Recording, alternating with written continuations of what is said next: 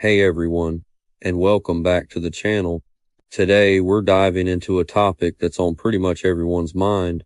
What really happens when we hold our cell phones to our heads for long periods?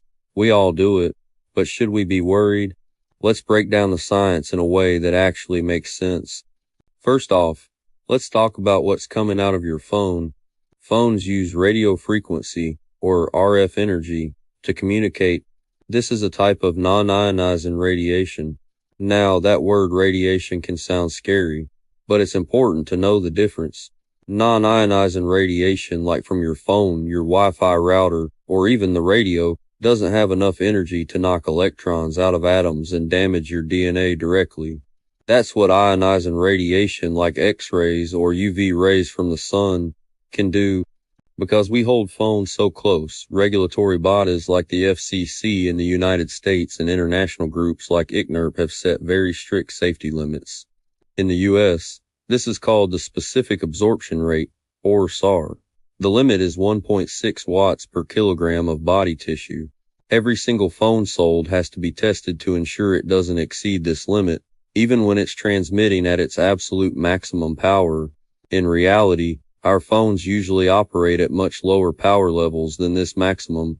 One of the most important things to remember is that this RF energy drops off dramatically with distance. Even moving your phone an inch or two away from your head makes a huge difference. So, the big question, does this cause cancer? This is where things get a bit confusing in the headlines.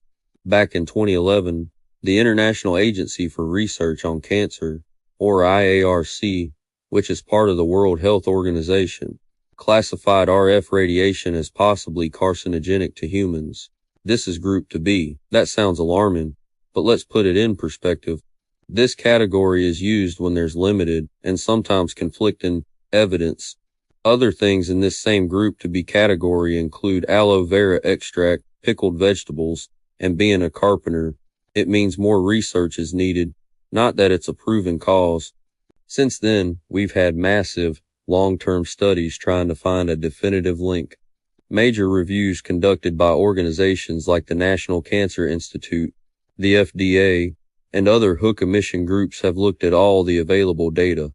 Their consensus, they have not found a consistent or reliable link between cell phone use and an increase in brain tumors, like gliomas or meningiomas, in the general population. The rates of these cancers haven't really changed much since cell phones became widespread. However, it's not a completely closed book. A few studies, when they looked at the most extreme, heaviest users, we're talking people who spent many hours a day on their phones for over a decade, did report a potential statistical signal, a slight increase in risk for certain tumors on the side of the head where they held their phone. But other studies haven't found this, which is why the overall conclusion remains that there's no proven link. The U.S. National Toxicology Program also did a large study on rats and mice, exposing them to very high levels of RF radiation for their entire lives. They found some evidence of tumors in male rats, but not in female rats or in mice, and the study had some unusual findings like the exposed rats actually living longer than the unexposed ones. So the results are complex and not directly transferable to humans using phones normally. Let's move on to the things we do feel. How many of you have ended a long call and felt your ear was really warm? That's a real, documented effect.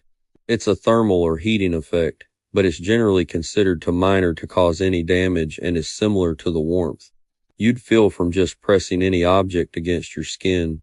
Some people also report headaches, dizziness, or tingling sensations after long calls.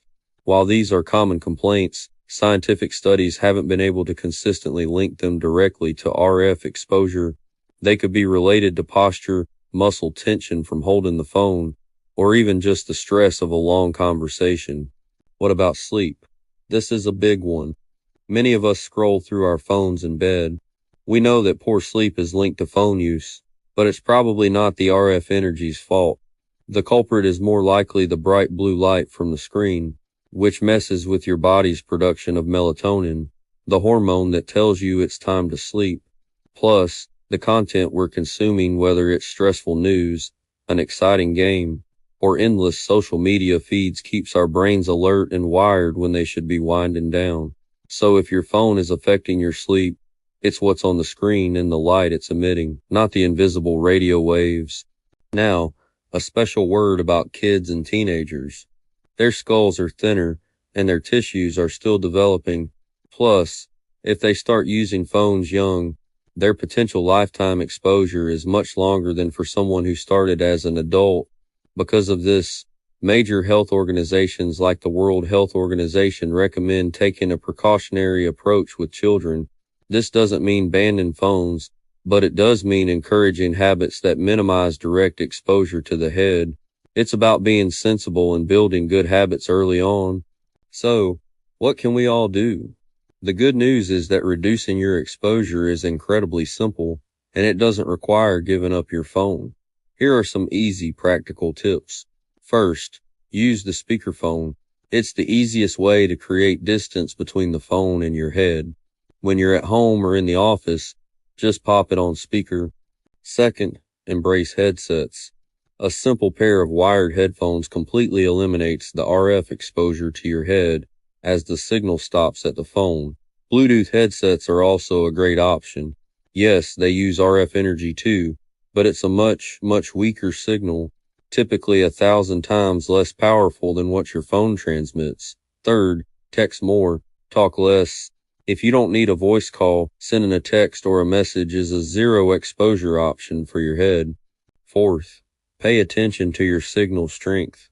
See those bars on your screen? When you have a weak signal, your phone has to ramp up its power to connect to the tower. When you have a strong signal, it can transmit at a much lower power level. So if you can, try to make long calls when you have good reception. And finally, a really important one, create a no phone zone in your bedroom.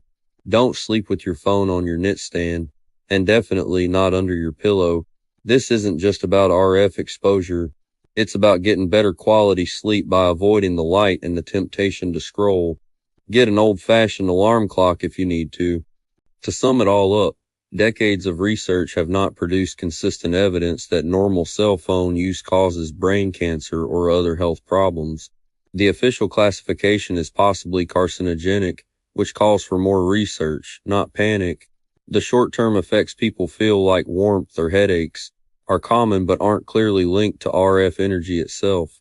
But since we don't have all the answers for super long-term, heavy use, and especially for kids, taking simple precautionary steps is a smart and easy choice. It's all about finding a healthy balance with the technology we use every day. Thanks so much for watching. I hope this cleared things up and gave you some practical advice. What are your habits? Do you use speakerphone or headsets? Let me know in the comments below. And if you found this video helpful, please give it a thumbs up and subscribe to the channel for more content like this. See you in the next one.